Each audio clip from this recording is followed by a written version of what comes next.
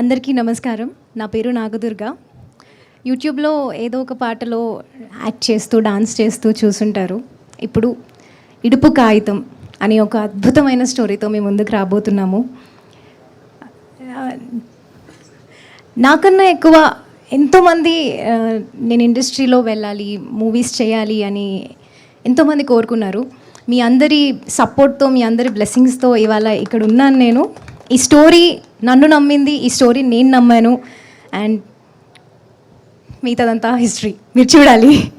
And ఈ story నా దగ్గరికి వచ్చినప్పుడు, అంటే ఎక్కువగా నేనేం మాట్లాడలేను, బట్ ఫస్ట్లీ నేను థ్యాంక్స్ చెప్పాలి అని అనుకునేది మాత్రం బన్నీవాస్ సార్కి. స్టోరీ నాకు వంశీ సార్ చెప్పిన స్టోరీ, నాకు సార్ స్టోరీ నాకు నచ్చినా కూడా ముందుగా నేను ఎవరికైనా థ్యాంక్స్ అనేది కూడా చాలా చిన్న పదం. వాస్ సార్కి అండ్ సుకుమార్ సార్కి ఫస్ట్ నేను రాగానే కూడా సార్ ఒకటే మాట చెప్పారు, నీ పాటలు యూట్యూబ్లో చూస్తామమ్మా, నేను సుకుమార్ సార్ చాలా పెద్ద ఫ్యాన్స్ అన్నారు.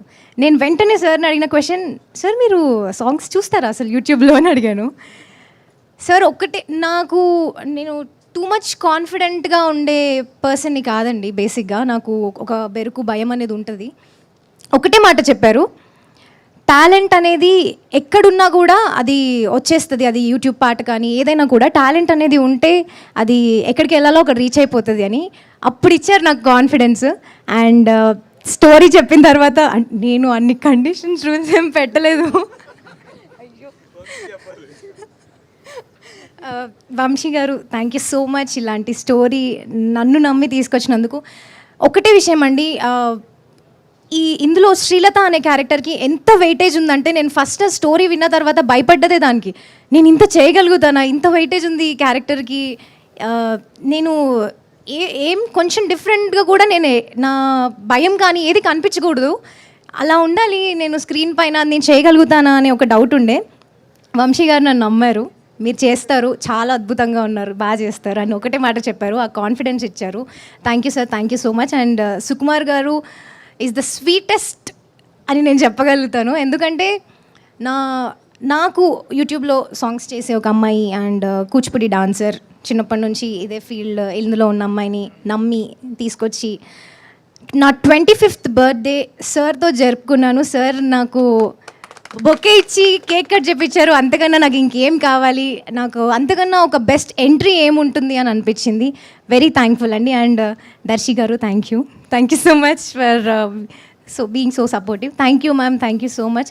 అండ్ ఇక్కడ మూవీలో ఎవరున్నారు, కాస్టింగ్ అంతా తెలిసిన తర్వాత మనోళ్ళే రాబాయ్ అవసరమే అంతే అనే ఫీలింగ్ వచ్చింది. ఆ భయం అనేది పోయింది. థ్యాంక్ యూ అండి. మీరు డెఫినెట్గా థియేటర్స్కి వచ్చి మొత్తం ఇట్లా రచ్చరచ్చ చేసేస్తారు, అదైతే నేను చెప్పగలుగుతా. Thank you so much. ఇంకా నీకు చాలా మంచి ట్రైనింగ్ పడాలి హీరోయిన్ కింద. హీరోయిన్లు ఎవరు స్టేజ్ మీద ఏజ్ చెప్పరు, నువ్వు ఏజ్ రివీల్ చేస్తావు.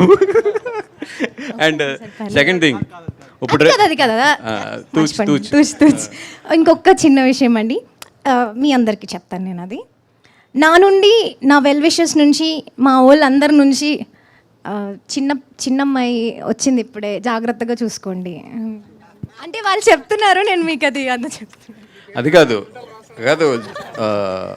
ఒకటి ఆ 15 రూల్స్ ఏంటి అనేది రేపు పొద్దు నుంచి అందరూ అడుగుతారు నిన్ను. బట్ ఒక అగ్రిమెంట్ ఏంటంటే ఆ 15 రూల్స్ ఏంటి అనేది ఎప్పుడు చెప్పాలనేది నేను చెప్పే వరకు బయటకు చెప్పకూడదు, అర్థమైందా?